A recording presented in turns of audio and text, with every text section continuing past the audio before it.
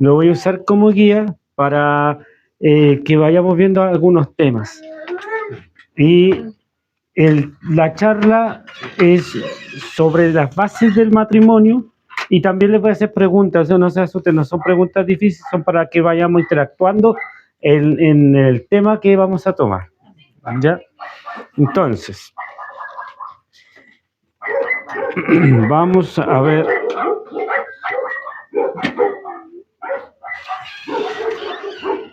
Vamos a comenzar entonces, en nombre del Señor. A ver. Lo primero es, si nosotros retrocediéramos unos 50 años atrás, unos 50 o 40 años atrás, y prendiésemos el televisor, ¿qué serie de televisión veríamos? Alguien, yo sé que son más jóvenes, pero saben más o menos qué serie había, ¿cierto? ¿Cuál es, Anita? ¿Tú te acuerdas de alguna? ¿Cuál? Sí, las películas de Pistolero. Ya. La hechizada. La hechizada encantada. Ya. Sí, ¿qué más? A los 50 años estaba Ping Pong. Pero series de televisión que tenga que ver con la familia. Sí, había una que se llamaba La Familia, pero era de familia. Ya. Muchos hijos y cantaban. La pequeña casa de la La casa de la pradera. Sí, ¿Quién? Ya. Entonces, sí, supóngase que ustedes, hagamos un ejercicio. Supóngase que ustedes viven hace 50 años atrás y que tienen la edad que tienen hoy, pero hace 50 años atrás. Y ven La pequeña casa en la pradera, ven Bonanza, ven todas estas series que tenían alguna enseñanza en su época, ¿cierto? Que recién estaban apareciendo series como La Hechizada, como esta del jarrito que vivía entre los jarritos, no me acuerdo cómo se llama. Ya, ustedes viven ahí, ¿cierto? Y la televisión refleja la cultura en la que estamos. ¿Me entiendes? Y no solo eso, sino que la televisión maneja la cultura, lleva la cultura, la empuja. ¿Me entiendes? O sea, la televisión va cambiando algunos parámetros. ¿Ya? Ahora, ustedes están viendo una serie de televisión, La familia Ingalls, ¿cierto? La familia Ingalls se cantaban himnos, se hablaba de la Biblia, una serie muy hermosa, ¿cierto? Y ustedes se quedaron dormidos y despiertan hoy y prenden el televisor. ¿Qué programa de familia verían como serie? Casado con hijo. Claro. ¿Ya? Qué único fueron. Casado con hijo. ¿Qué más? Las teleseries pueden ser. Sí. Pero ¿qué muestran ahora esas series? Una familia totalmente desvirtuada de la familia con el diseño original. Muchas groserías. Falta de roles, no hay roles definidos en la familia.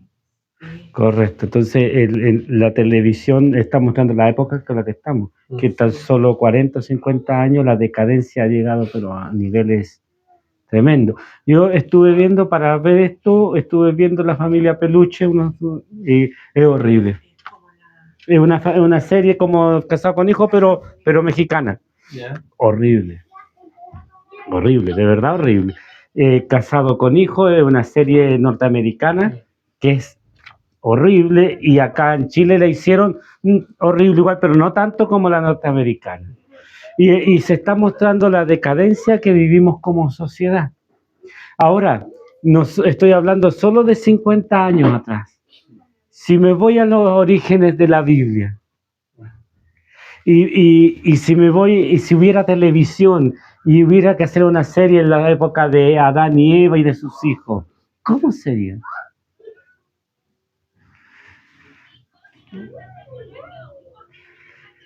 ¿Cierto? Entonces, como no tenemos televisión, sí tenemos lo que dice la palabra del Señor.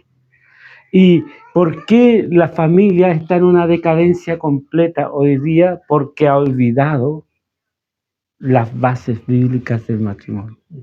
Las ha olvidado tanto Las ha olvidado tanto que no las ponen en práctica y no las quieren poner en práctica porque son aburridas, porque no son lo que ellos quieren para esta época, ¿cierto? Ahora, hermanos, la palabra del Señor dice en el libro de Jueces, comenzando el libro de Jueces, después de esto se levantó una generación que no conocía a Jehová. ¿Ya después de qué? Después que murieron los que habían visto los milagros, ¿cierto? El Mar Rojo, los milagros en el desierto, que habían visto a Dios castigando y a Dios actuando, y había cierto temor hacia Dios. Josué les dice a todos y los hace jurar que todos iban a servir al Señor, ¿cierto? Y ellos dijeron que sí, pero después, acto seguido, la Biblia dice, se levantó una generación que no conocía a Jehová, ¿cierto? Ahora, ahí afuera el pastor tiene un escritorio. El fabricante sabe exactamente cómo va el escritorio, qué piezas tiene, cómo se puede reparar de la mejor forma, cómo funciona, ¿cierto? Porque tuvo esa idea y la desarrolló. Dios es el que formó el matrimonio. Dios es el inventor, por decirlo de alguna forma, del matrimonio. No fue ninguna sociedad la que inventó el matrimonio. No hay que digamos fueron los chinos, cierto que nosotros decimos así, los chinos fueron los primeros que escribieron, inventaron el matrimonio. Mentira. No fueron los sumerios. No fue ninguna sociedad antigua. Ahora, las sociedades, yo estoy haciendo una introducción, si se dan cuenta, las sociedades sin Dios son sociedades perversas. ¿Qué había hace 50 años atrás? Que todavía nosotros, esto es muy importante de decir, todavía nosotros teníamos nociones cristianas como sociedad, ya sea por influencia católica o sea por influencia evangélica en el caso de Estados Unidos, pero había, ¿cierto?, nociones cristianas para la sociedad. Pero si yo retrocedo a la antigua Grecia, en los días cuando Pablo predicó, ¿había allí una noción de familia? Sí. No, no había una noción, no. No había una noción de familia. No, los romanos tampoco tenían una noción de familia. ¿Sabes lo que hacían los romanos? Se casaban para tener hijos, pero no tenían un núcleo familiar. Los griegos se casaban para tener hijos. La esposa era solo para tener hijos. El placer lo buscaban por otro lado. ¿Me entiendes? Y cuando nacía el niño, ¿me entiendes? La mayoría de los niños moría antes de los 9 o 10 días. ¿Ya? Si el niño sobrevivía hasta los 10 días, ahí el padre griego decidía si lo dejaba en su casa o no. Y si no, lo botaba. Botaba a los niños. Y ahora los arqueólogos cuando han hecho excavaciones, por ejemplo, hicieron excavaciones en el Ágora, en Atenas, en Corinto, y han encontrado muchos cadáveres de bebés. Porque los botaban. Eso no ha llegado a pasar en nuestra época. Y nosotros a veces nos admiramos, pegamos el grito en el cielo por lo que vemos, pero lo que pasaba en las sociedades antiguas era horrible, ¿cierto? Las sociedades sin Dios. Imagínense las sociedades chinas. Imagínense las sociedades, hermano, de India, de la India. Todas esas sociedades sin Dios. Entonces, el concepto de familia solo lo encontramos en la Biblia. No lo vamos a encontrar en ninguna sociedad. Solo lo vamos a encontrar en la Biblia. ¿Ya? Y es tanto lo que penetró la palabra de Dios en el mundo que en todas las naciones existen ahora las familias, pero el enemigo ha vuelto a trabajar activamente para destruir ¿qué? La familia. ¿Cierto? Entonces, es interesante esto. Nosotros, la cultura que tenemos es antifamilia. Es una cultura antifamilia. El modelo que nosotros tenemos ahora es retrógrado para el mundo. No quieren esto. ¿Cierto? Ahora vamos a ver algunos textos bíblicos, hermanos, en ese. Lo voy a leer así, tomentecito nomás, tranquilo. Lo voy a hacer como que... ¿Mm? Ya, pastor.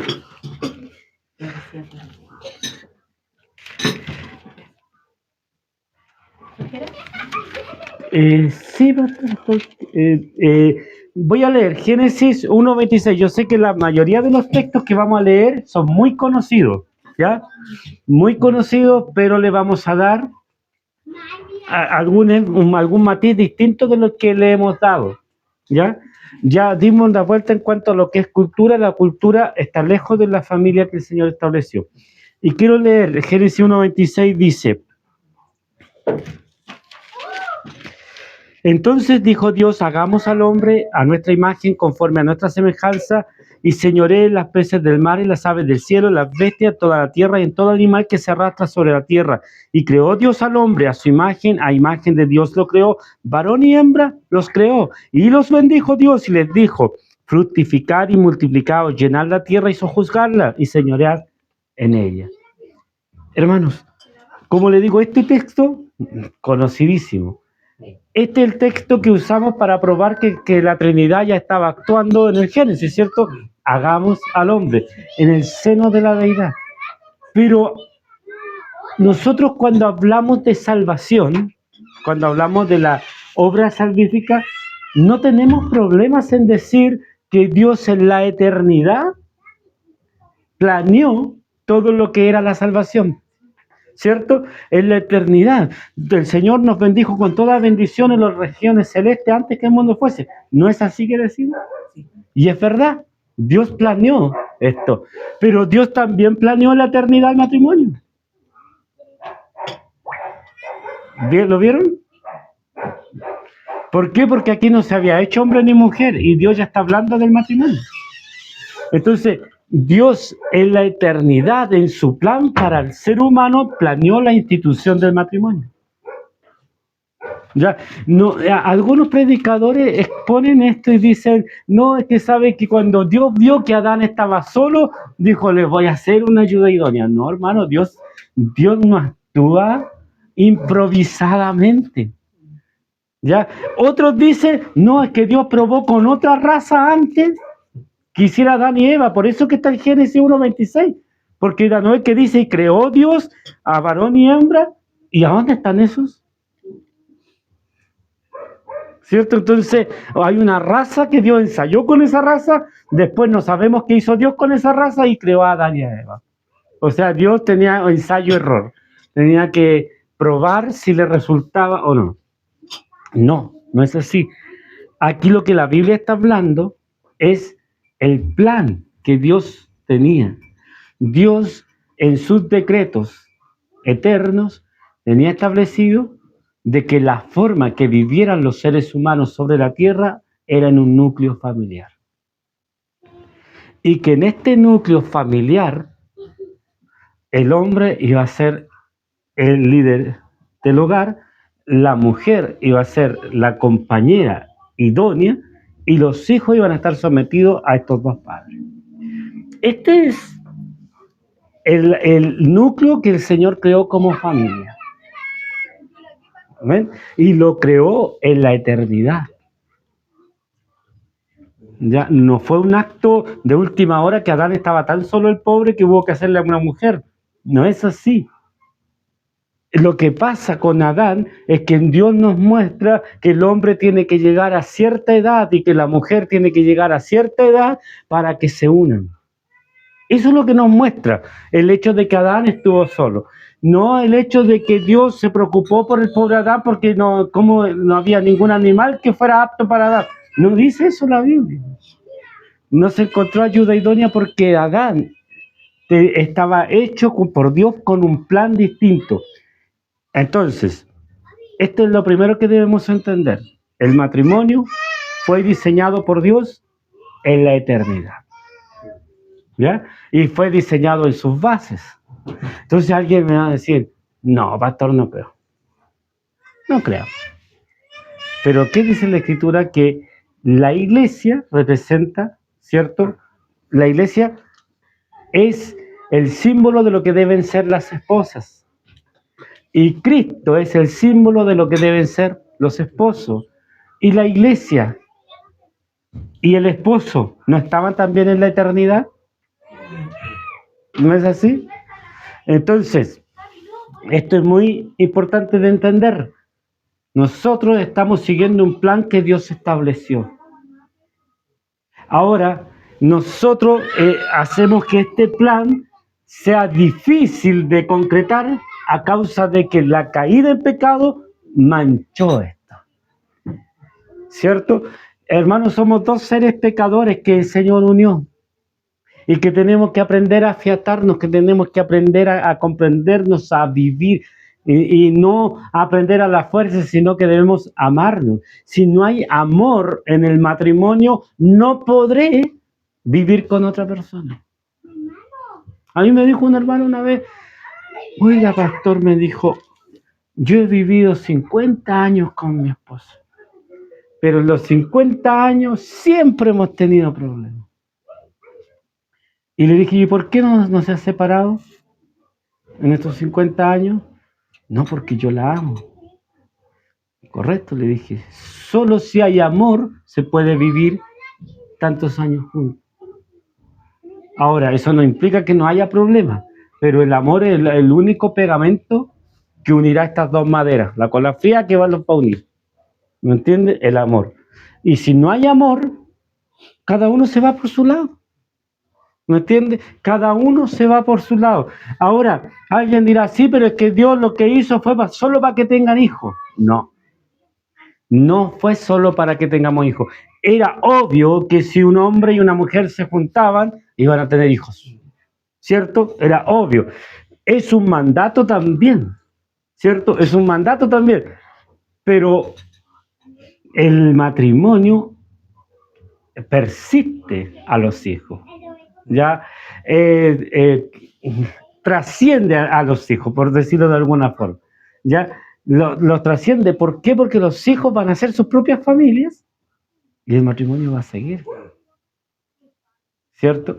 Y el matrimonio tiene tantas riquezas, hermanos, tantas riquezas que por descubrir tantas cosas hermosas, que si todos nosotros nos pusiéramos a entender lo que es el matrimonio y vivirlo, serían matrimonios maravillosos, todos los matrimonios. Todos, ¿cierto? Pero el pecado ha manchado lo que Dios hizo. Entonces quiero que analicemos ahora el siguiente texto. Lo vamos a ver aquí.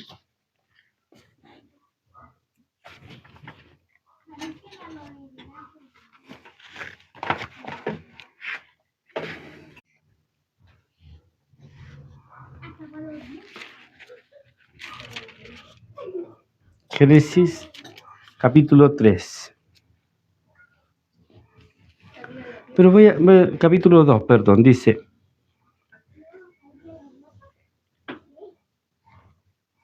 del verso 20.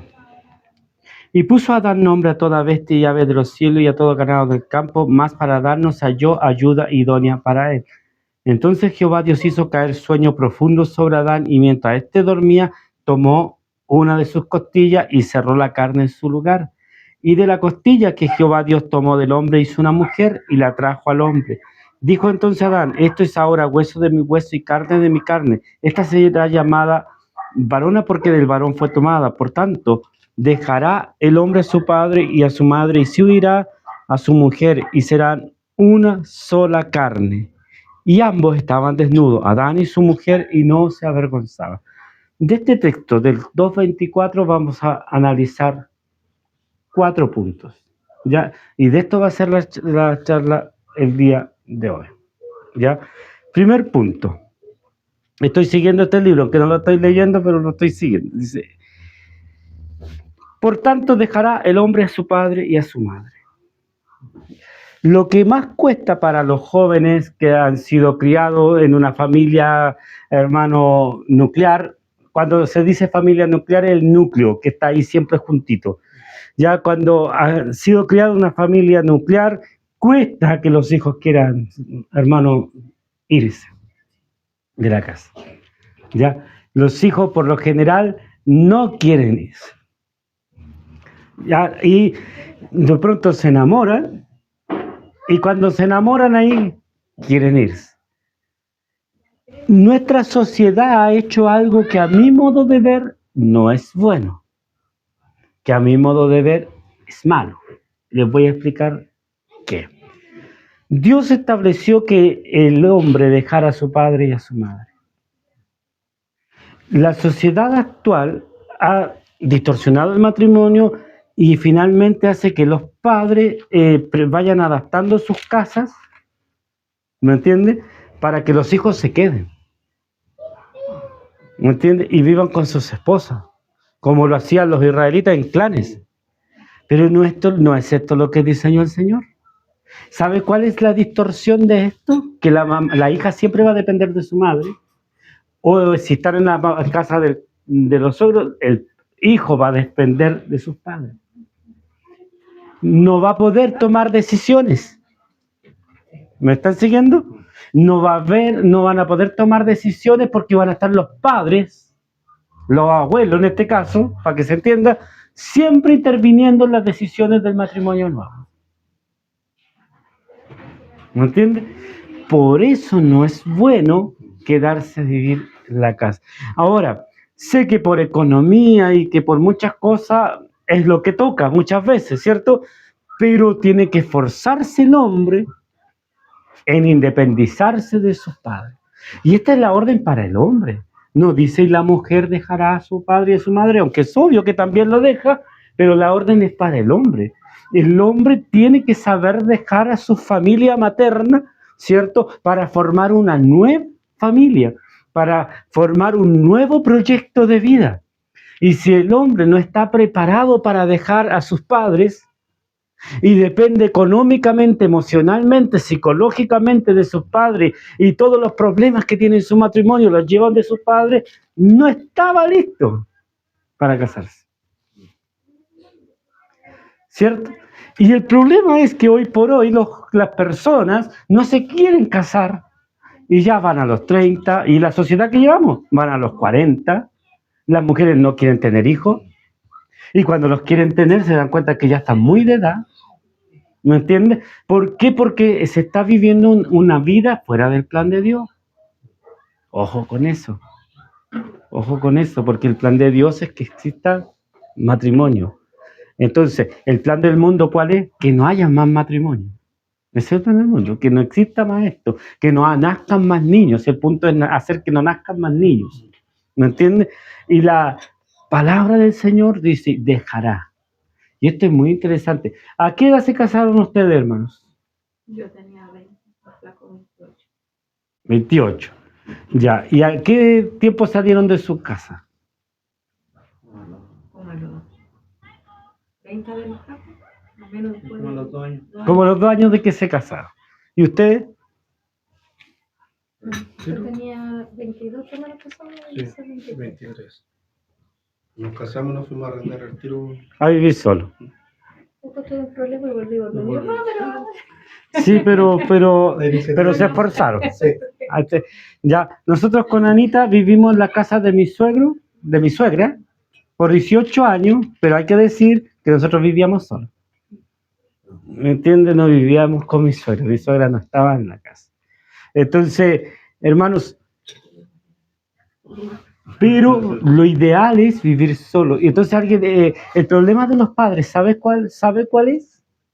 Y yo esto lo analicé hace mucho tiempo, que también va a ser mi problema en el momento que los chicos se casen, y de ustedes también va a ser, ay, que no quiero que pasen por donde yo pasé, no quiero que sufran lo que yo sufrí, no quiero que les pase. Hermano, les va a pasar porque son seres humanos y tienen que vivir sus propias experiencias. ¿Me entiendes? ¿Y saben lo que estamos evitando los padres cuando hacemos eso? Que los lazos de amor se hagan fuertes. ¿Por qué? Porque al principio tienen que luchar por tener lo suyo, tienen que luchar por ser independientes, tienen que luchar por mantener ese amor y eso hará que estén más firmes. Si los padres están constantemente dándole todo, provocan una distorsión y cuando los padres no estén, ¿qué van a hacer esos matrimonios? Por eso que el Señor estableció que el hombre dejara a su padre, porque la decisión es del hombre. dejar a su padre. Que hay una edad para dejar al padre. Ahora las distintas culturas van cambiando esa edad. Hubo una época que los jóvenes se casaban entre los 15 y los 20 años, ¿cierto? Y los mismos padres arreglaban muchas veces sus matrimonios. En el antiguo Israel también era así, que los padres arreglaban los matrimonios. Y no existía en la cultura del enamoramiento. Ahora hay que decir algo, que el enamoramiento no es solo cultura, es real, existe.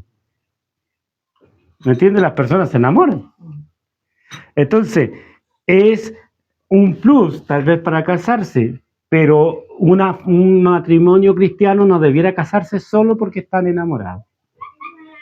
Tendría que ver si esa persona es la adecuada para hacer un recorrido en la vida juntos. ¿Me entiendes? Porque vamos a caminar toda la vida. No, es que yo me casé, como me dijo la Anita cuando recién nos casamos, no, para que nos divorciemos a los 3 años. No, toda la vida. Toda la vida juntos. ¿Cierto? Entonces, pero las parejas se casan así. No, ¿sabes qué? Mira, en el momento que tú tengas problemas, lo conversamos y cada uno por su lado y aquí no ha pasado nada. No, señor. Si fuera así, no existirían los consejeros. No existiría, hermano, la cantidad de libros sobre el matrimonio. Si fuera así tan fácil de que cada uno por su lado y que tome sus decisiones. No es así. Ahora, el hombre debe dejar y debe decidir. El hombre debe dejar a sus padres y debe decidir vivir con la mujer que Dios le dio, con su Eva. ¿Cierto? Y vivir y esforzarse y sufrir y tener problemas y tener dificultades. Entonces, pero ¿por qué tiene que ser así? Oiga, pero si a nosotros nos vendieron eso de que una vez que los casemos, felices para siempre y luna de miel, ¿cierto? Ya. Si yo me esfuerzo junto a la persona que Dios me dio, junto a mi esposa, junto a mi esposo, si me esfuerzo, vamos a ser felices, porque vamos a compartir las mismas metas. Y aquí viene la otra parte, dice, por tanto dejará el hombre a su padre, ¿cierto? Y a su madre, y se unirá. Este es el segundo punto, y se unirá. ¿Qué es unirse? Díganme ustedes, algunos de ustedes, ¿qué creen ustedes que es unirse? ¿Unirse? ¿Ya? Juntar. Juntar. ¿Ya? ¿Juntarse? ¿Qué más? Mezclarse. ¿Ya? Porque acá la palabra dice, es como un acto de desarraigo, ¿cierto? Salí de la casa de mis padres, ¿cierto? Fui desarraigado de la casa de mis padres. Y ahora fui plantado acá, en otro lugar, pero no fui plantado solo, fui plantado a otra persona, con otra persona, ¿cierto? Y la palabra dice que se unan, dice, y se unirán, ¿ya? Y es tanta la unidad aquí que serán una sola carne. ¿Me entienden? Es una unidad perfecta. Y es aquí donde el matrimonio es donde más se parece a la Trinidad. Porque la Trinidad son 3 personas en un Dios en 3 personas, ¿cierto? Y el matrimonio es una unidad de 2 personas. ¿No entienden? Es una unidad, nosotros somos uno ante Dios. Y hermanos en el Señor, eso significa que el matrimonio, cuando se casan, tienen que trabajar para, escuchen lo que voy a decir, trabajar para hacer lo mismo, para pensar lo mismo, para tener los mismos planes, las mismas metas, ¿cierto? Tener los mismos proyectos espirituales, tener el mismo Dios, tener la misma adoración, tener las mismas cosas. ¿Entiendes? Todo lo mismo. Eso es unirse. Entonces, por lo general el hombre es más egoísta que la mujer. Alguien dirá, no, si el hombre no es tan egoísta. No, ¿por qué? Porque el hombre tiende a ser más independiente que la mujer y la mujer más dependiente. ¿Ya? Entonces, como el hombre es más independiente, tiende a pensar en sí mismo, ¿cierto? Entonces se olvida de la otra parte. Se olvida de la otra parte. Y resulta que yo no puedo hacer planes solo. ¿Me entiendes? No puedo hacer planes solo. Ya no vivo solo, ya no soy una persona soltera, ¿cierto? Tengo que hacer, todos mis planes tienen que circundar en dos áreas importantísimas de mi vida, en Dios y en mi matrimonio. Todos mis planes tienen que estar en Dios y en mi matrimonio y en mi esposa, ¿cierto? Entonces, si yo quiero hacer algo, primero se lo consulto a Dios y luego lo hablo con mi esposa. Por lo general, la esposa a veces es el cable a tierra, ¿cierto? Uy, ¿sabes que quiero hacer esto? Y la esposa dice, pero si hace esto, y como que le quita toda la ilusión al pobre hombre, ¿cierto? Y cae el hombre en depresión, ¿ya? Pero cuando la Biblia dice unirse es esto, no pueden tener proyectos por separados, no puede uno ir para un lado y el otro para el otro. Cuando la Biblia habla de unirse es de que van a ser uno. Entonces, si son uno, tienen que ir para el mismo lado. Pensar lo mismo, tener las mismas directrices, adorar al Señor juntos, tener a Dios en el centro de sus vidas. ¿Cierto? Porque Dios es el que hará que estas dos personas pecadoras logren fusionarse y logren ser interdependientes, es decir, que no puedan estar sin el otro. ¿Me entiendes? Que no puedan estar sin el otro.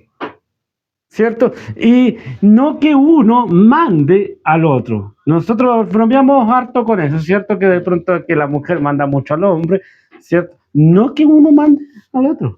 Si un hombre cristiano vive a Dios, le va a fluir a hacer las cosas bien porque vive a Dios, porque vive la palabra, porque tiene principios bíblicos, porque hace lo que es correcto. Y su esposa también hace lo que es correcto. ¿Cierto?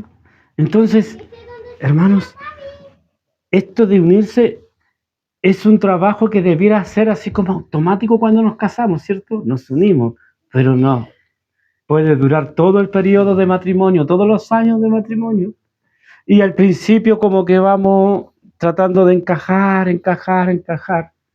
Y yo les he dicho a ustedes, Francisco La Cueva cuenta que él fue una persona que estudiaba la escritura. No, siempre se me va el nombre de esa profesión, pero que él trabajó para la institución policial estudiando las escrituras a mano que hacían las personas. Grafólogo. ¿Ya? Y descubrió que cuando los matrimonios llevaban 30, 40, 50 años, escribían igual.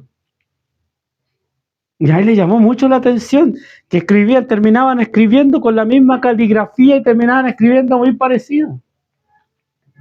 ¿Por qué? Porque las personas se van uniendo a tal forma que van siendo uno. ¿Me entiendes? Que si yo voy y estoy en un mercado y veo algo, yo digo, la Anita va a querer esto, ¿cierto? Y lo compro y llego y sí, lo quería. Pero al principio del matrimonio se me ocurre, ¡ay, ¿sabes qué bonito esto lo voy a comprar! Y llego a la casa, ¿y por qué compraste eso? ¿Cierto? Porque nos vamos a ir conociendo y nos vamos a ir uniendo. El matrimonio tiene que ser una unidad perfecta. Y a nosotros esa unidad es lo que nos falta. Ahora, todas las charlas que hagamos del matrimonio de aquí para adelante van a ver con este tema de la unidad, de la comunicación, de cómo afiatarnos, de cómo ser. Ahora, usted va a escuchar, puede leer libros y escuchar un montón de temas sobre matrimonio y todos van a versar sobre lo mismo. ¿Me entiende? Sobre la parte de que es unirse. Hermanos, si no es sencillo unirse. Ahora, por esa razón, si es difícil para dos seres que aman a Dios y que son pecadores pero aman a Dios, unirse, ¿cuánto más para una pareja desigual? Uno ama a Dios y el otro no. Entonces, uno peca y el cristiano está dolido porque el otro está pecando. Si es la esposa, el hombre va a tomar, va a invitar a los amigos, va a haber grosería en la casa, va a haber todo, y la esposa que es cristiana va a sufrir. Va a sufrir, ¿cierto? Va a sufrir porque no quiere eso y no es el ideal de matrimonio que quiere. Por eso la Biblia dice, no sonáis el yugo desigual. Ahora, hermano, hay que entender una cosa. Si se juntan las personas, un hombre que es cristiano con una mujer que no es cristiana y lo hace a sabiendas, va a sufrir mucho. Ahora, si la persona eran los dos del mundo y uno se convirtió al Señor, ¿cierto? Va a sufrir mucho. Porque hay un problema, ¿cierto? De comunicación. Hay un problema fuerte. El otro que nos sirve a Dios quiere servir al mundo. Y no quiere que nadie le diga que tomar es malo, que esto es malo, que, ¿cierto? No quiere nada de eso. O si es el hombre el cristiano y la mujer no es cristiana, va a sufrir igual el hombre, porque la mujer no lo va a dejar ir tranquilo al culto, no lo va a dejar que esté con los hermanos, no lo va a dejar que esté con esto, va a querer que esté en sus reuniones sociales y va a haber dos mundos dentro de un mismo hogar. El Señor nos bendiga. Entonces, esta es la razón por qué el Señor quiere que ambos sean cristianos. Debe haber una unidad perfecta. ¿Ustedes han visto que la cola fría une la madera? ¿Lo han visto? Y si ustedes después de un tiempo tratan de quebrar, la madera se va a quebrar en otro lado. Muy difícil que se quiebre donde se pegó. ¿Cierto? Entonces el Señor es el que está uniendo. Ahora, vamos a la tercera parte del texto. Y se unirá a su mujer y serán una sola carne. Cuando la Biblia habla de ser una sola carne, no es lo mismo que se unirán, porque si no hubiese dicho solo se unirán, ¿cierto? Ser una sola carne tiene que ver con la intimidad, ¿ya? Tiene que ver con la intimidad. Y la intimidad en el matrimonio siempre tiene que ser una bendición. Esto, escúchenlo bien lo que voy a decir. No deben permitir que en su vida íntima se meta ninguna persona. Jamás. Ustedes jamás deben comentar su vida íntima. ¿Entienden? No, jamás, anoche hicimos tal cosa, antenoche hicimos tal cosa. Eso es solo de ustedes. Y usted va a la construcción y los hombres hablan un montón de cosas que hicieron anoche, que lo más probable es que sean puras mentiras, ¿cierto? ¿Ya? Pero yo sé, como me ha tocado aconsejar harto, que hay muchas personas que hablan de su intimidad con otras. ¿Me entienden? Y sobre todo la mujer que le cuenta a la amiga qué tipo de intimidad está teniendo con su esposo. Eso no se hace, jamás. Jamás se debe contar, porque son una sola carne y son uno. Y esa complicidad que trae de intimidad no debe ser compartida con nadie. ¿Entienden? No debe ser compartida con nadie, porque si es así que yo voy a compartir lo que yo hacemos a solas en la intimidad, ¿cierto? Entonces que todo el mundo lo sepa, ¿cierto? Y que todo el mundo sepa lo que hace todo el mundo. ¿Es eso lo que pone la palabra del Señor? No. La intimidad debe ser solo de ustedes dos. Por lo tanto, no debe permitir que nadie se meta en su intimidad. Ahora, si tienen problemas de intimidad, hay consejería, tienen que buscar ayuda, ¿ya? Pero no deben permitir que entre la pornografía a su matrimonio. No debe permitirse ver pornografía ni actuar pornografía, porque eso los destruirá y destruirá cualquier matrimonio. Muchos matrimonios se han destruido a causa de la pornografía en esta época. Hubo una época que se pensó que la pornografía era solo para hombres. Y no, la pornografía afecta a hombres y mujeres, más a hombres que mujeres, pero afecta a hombres y mujeres. ¿Ya? Y esto termina destruyendo el matrimonio. Nosotros no debemos permitir eso. ¿Ya? Hay gente que están en las iglesias y se pelearon con la esposa y se fueron y cada uno por su lado, y él busca al tiro una mujer y ella busca al tiro un hombre porque no pueden estar solos, y así eliminan cualquier posibilidad de reconciliarse, pero es posible que se reconcilien y vuelvan a estar juntos, ¿cierto? Pero ahora traen un pecado mayor al matrimonio. Y aparte del pecado, tal vez enfermedades. ¿Cierto? Cuando la Biblia dice dice, y serán una sola carne porque nadie más tiene que estar ahí. ¿Se entiende?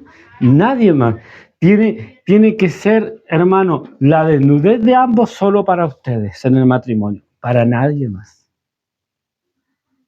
Para nadie más. Entonces, es importante que nosotros entendamos esto. Es importante que nosotros comprendamos que Dios hizo un matrimonio y nos quiere, Señor, unidos emocionalmente, psicológicamente, en todo sentido de la palabra, y nos quiere que seamos una sola carne. Y cuando la palabra del Señor dice que sean una sola carne, no se refiere solamente para tener hijos. ¿No entiendes? No se refiere solamente para tener hijos, porque si fuera así, diría, sean una sola carne una vez al año. ¿Sí o no? ¿Dice así? No, por hermano. Cuando la palabra dice, goza con la mujer de tu juventud. ¿Cierto? ¿Ha leído ese texto? En Proverbios 5. Miren, leámoslo.